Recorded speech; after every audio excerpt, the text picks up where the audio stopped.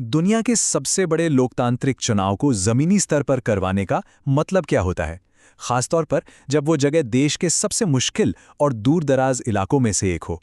चलिए आज इसी सफर की एक कहानी सुनते हैं। भारत का चुनाव मतलब करीब-करीब 97 करोड़ मतदाता। ये आंकड़ा इतना बड़ा है कि सोचने में भी वक्त लगता है। ये दुनिया का सबसे बड़ा चुनाव है, अपने आप में एक मिसाल।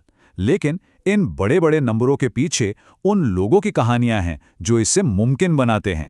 और बस यहीं पर वो बड़े-बड़े आंकड़े एक असली जमीनी सच्चाई से टकराते हैं। एक चुनाव अधिकारी के ये शब्द इस पूरी कहानी का माहौल तय कर देते हैं।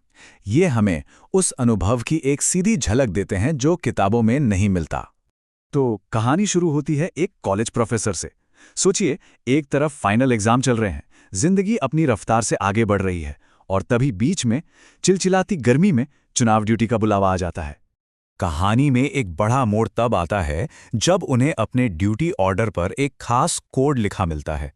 इसका मतलब साफ था, ये कोई आम ड्यूटी नहीं थी। उन्हें और उनकी टीम को हेलीकॉप्टर से किसी बहुत ही संवेदनशील और अनजान जगह पर ले जाया जाने वाला था। कागज पर तो निर्देश बड़े सीधे साधे लग रहे थे। 15 अप्रैल को रिपोर्ट करना है, अपनी टीम और सामान लेना है, गाड़ी का इंतजार करना है और 19 तारीख को वोटिंग करा देनी है। लेकिन ये तो इस कई दिनों तक चलने वाले मिशन की बस एक बहुत ही सीधी सादी सी दिखने वाली शुरुआत थी। और मुश्किलें तो फौरन ही शुरू हो गईं। जैसे ही वो लोग उस जगह पहुंचे जहां से सबको आगे निकलना था, वहां अफरा तफरी का माहौल था। और सबसे पहली चुनौती वो थी पोलिंग टीम को बनाना।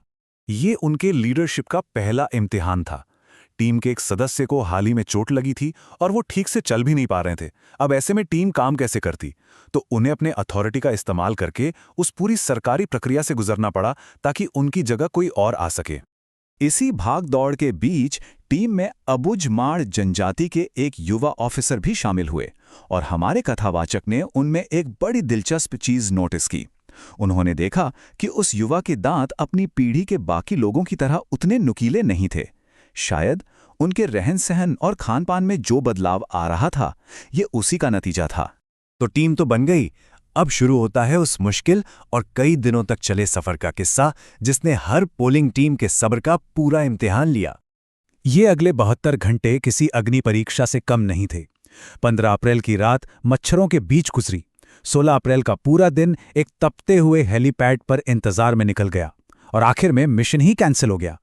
फिर 17 अप्रैल को जाकर वो मौका आया जब वो मिलिट्री हेलीकॉप्टर में बैठे और 15 मिनट की उड़ान के बाद अपनी मंजिल पर पहुंचे। और मिलिट्री हेलीकॉप्टर में चढ़ने का अनुभव भी कुछ अलग ही था, खास तौर पर उनके लिए जो पहली बार ऐसा कर रहे थे। वो बताते हैं कि पंखों की हवा इतनी तेज थी कि जमीन पर पैर जमाना मुश्किल हो रहा था। ये उस पल की इंटेंसिटी को दिखाता है। और फिर ऊपर हवा से उन्हें एक बिल्कुल ही अलग नज़ारा दिखा।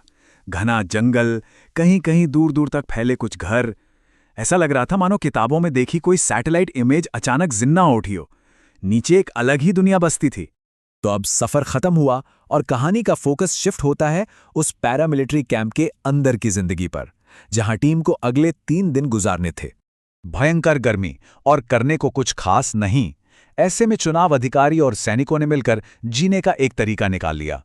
दिन में काम, दोपहर में गर्मी से बचने के लिए पानी की टंकी में नहाना, शाम को बैडमिंटन, वॉलीबॉल, और रात की गर्मी से बचने के लिए हॉल के बाहर एक मंदिर के पास सोना। जरा सोचिए, इंटरनेट का सिग्नल सिर्फ एक टावर के 10 मीटर के दायरे में आता था, तो हर सुबह और शाम वो छोटी सी जगह एक तरह का सोशल हब बन जाती थी। ये दिखाता है कि बाहरी दुनिया से जुड़ने की चाहत हम सब में कितनी गहरी होती है। लेकिन इन्हीं सब मुश्किलों के बीच कुछ ऐसे पल भी थे जो दिल को छू जाते हैं। ऐसा ही एक किस्सा है एक सैनिक का जो अपने घर से बनी चटनी लेकर आया। ये एक छोटी सी बात थी, लेकिन उस माहौल में अपनेपन का वो एहसास कथावाचक को बहुत गहराई से छू गया। कैंप के अंदर की जिंदगी अजीब विरोधाभासों से भरी थी। एक तरफ एक सहकर्मी को अचानक मिर्गी का दौरा पड़ते देखना, तो दूसरी तरफ शाम को सैनिकों को भोजपुरी भजन गाते सुनना जो उन्हें अपने बचपन की याद दिलाते थे। अब चुनाव से ठीक एक दिन पहले की शाम थी। तैयारियां अपने आखिरी दौर में थी, और यहीं पर इस पूरे मिशन के असल मकसद और पैमाने का एक चौंकाने वाला खुलासा हुआ। उन्हें पता चला कि उनका पोलिंग बूथ एक शिफ्टेड या स्थानांतरित पोलिंग स्टेशन था। अब इसका मतलब क्या है? इसका मतलब यह है कि बूथ किसी सुरक्षित जगह, जैसे कि इस कैंप में बनाया गया था।